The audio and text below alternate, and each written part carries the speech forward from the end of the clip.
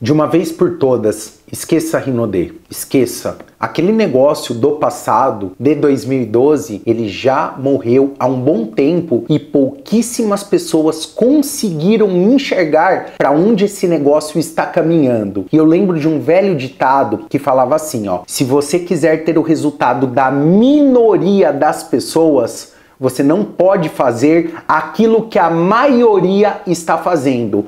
E as informações que eu vou te passar nesse vídeo, pouquíssimas pessoas tiveram a visão, pouquíssimas pessoas entenderam o momento do mercado e, de fato, conhecimento é poder. As pessoas que conseguirem absorver essas informações serão os próximos milionários da indústria do marketing de relacionamento agora no ano de 2022. Então fica comigo até o final desse vídeo, porque eu vou te provar por A mais B que nós estamos vivendo um momento totalmente diferente de alguns anos atrás aqui na indústria do marketing de relacionamento, principalmente se falando de Grupo Rinodê em 2022. Vamos dividir esse vídeo em algumas etapas. Primeiro eu quero falar das fases que todas as empresas de marketing multinível elas passam. A primeira fase nós chamamos de fase de expansão. Eu não sei se é o nome mais apropriado de uma forma... Eu não gostaria que você interpretasse de uma forma pejorativa, mas eu classifico não como uma fase de expansão, eu classifico como uma fase de inchaço. Porque uma coisa é crescimento, outra coisa é inchaço. Quando uma empresa se lança para o mercado de marketing de relacionamento, muitas pessoas que elas não sabem aquilo que elas estão fazendo, elas acabam se cadastrando no negócio, elas acabam comprando um combo, elas acabam convidando outras pessoas baseadas em uma emoção. Sabe aquele bando de nego emocionado pra lá e pra cá, convida porque viu um ganhando carro, viu um ganhando dinheiro, a prova social acontecendo, aquela loucura, o outro tropeça, bate uma graduação. E nisso, ninguém para se profissionalizar, para estudar o mercado, para entender aquilo que de fato está acontecendo. E geralmente essa fase do inchaço, nós chamamos fase de expansão, ela dura no máximo 5 anos. No máximo, uns 5 anos. Eu posso dizer assim, quando uma empresa é novinha, tem esse período, né, de expansão, de inchaço, e as pessoas, de alguma forma, elas são privilegiadas daquele momento que eu digo assim que é mais simples fazer o negócio. Você não precisa de nenhum tipo de habilidade, você acaba crescendo. Depois nós entramos na segunda fase, que é a fase da retração. Aquilo que inchou, sabe quando você pega uma bexiga, enche, depois você solta o ar. A hora que você solta o ar, a bexiga faz assim, ó. É assim que a bexiga faz. E ela fica murchinha. Nessa fase de retração, até aquelas pessoas que ganharam muito dinheiro de uma maneira simplificada, elas acabam saindo do negócio. Por quê? Elas não entendem as fases que o negócio está vivendo. E aqui vem um grande ponto de observação. A grande maioria das empresas quebram aqui nessa fase. Por quê? A empresa gera um pico de faturamento, um pico de crescimento. Você pode pegar o histórico de Herbalife, de Amway, de Mary Kay, de todas as empresas que eu estou te falando. Elas tiveram esse período de expansão, de inchaço que eu chamo, depois o período de retração. Nesse período de retração, que as empresas geralmente mal administradas, elas quebram.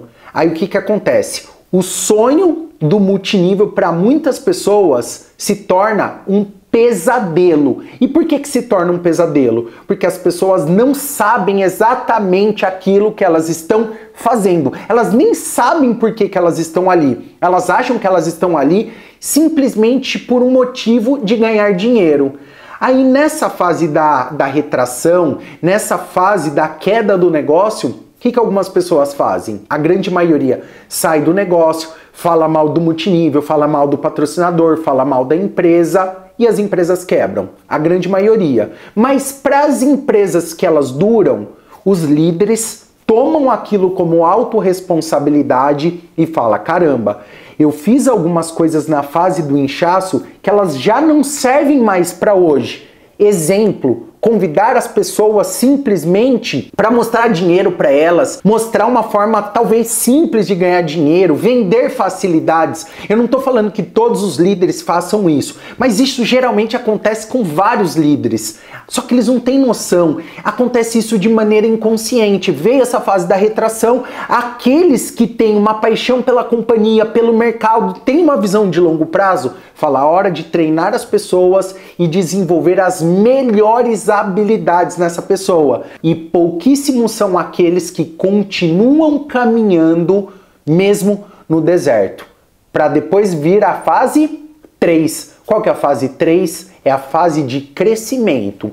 A primeira fase é de inchaço e expansão. Não tem nada a ver com crescimento. O crescimento só acontece na terceira fase, que é a fase da profissionalização. É a fase que as pessoas sabem aquilo que elas estão fazendo. E eu tô falando de todo o coração isso para você, porque nós estamos vivendo essa fase hoje. Passamos um período de pandemia e o nosso negócio foi extremamente sólido. Eu não estou falando para você que o nosso negócio também não foi abalado. Lógico que o negócio também foi abalado, mas diferente de várias empresas do tradicional que quebraram, o nosso negócio conseguiu se adaptar para o digital porque as pessoas continuaram sendo treinadas, os produtos são maravilhosos, são produtos de consumo diário, então as pessoas se mantiveram consumindo, vendendo, recrutando, fazendo o trabalho praticamente que online. E nós estamos vivendo o período agora do crescimento. Por quê? A empresa foi lá, fez alguns ajustes finos no plano de remuneração, redistribuiu a forma que ela paga os bônus e nós estamos vivendo uma fase que eu vejo muito isso no meu time, nas pessoas, quando eu olho para elas sabem por que elas estão aqui, elas sabem aonde elas querem chegar, elas estão focadas em um programa educativo de desenvolvimento pessoal. E eu vou falar para você que essa vai ser a fase de maior estabilidade do multinível da história do Brasil, se não da América Latina. Por quê?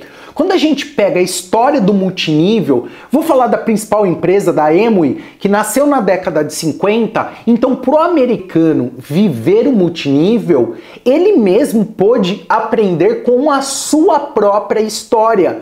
Nós não tínhamos isso no Brasil. O multinível começou a ser difundido no nosso país na década de 90, com a entrada das grandes empresas americanas, que elas trouxeram para o nosso país produtos um pouco caros para a realidade do nosso país, mas mesmo assim empresas que tiveram sucesso. Só que elas não entraram, mesmo na década de 90, mesmo vivendo fase de pioneirismo, no oba-oba. As pessoas que começaram nestas empresas, elas já precisaram ser profissionais desde os primeiros dias. E aqueles que não foram, acabaram também saindo do negócio.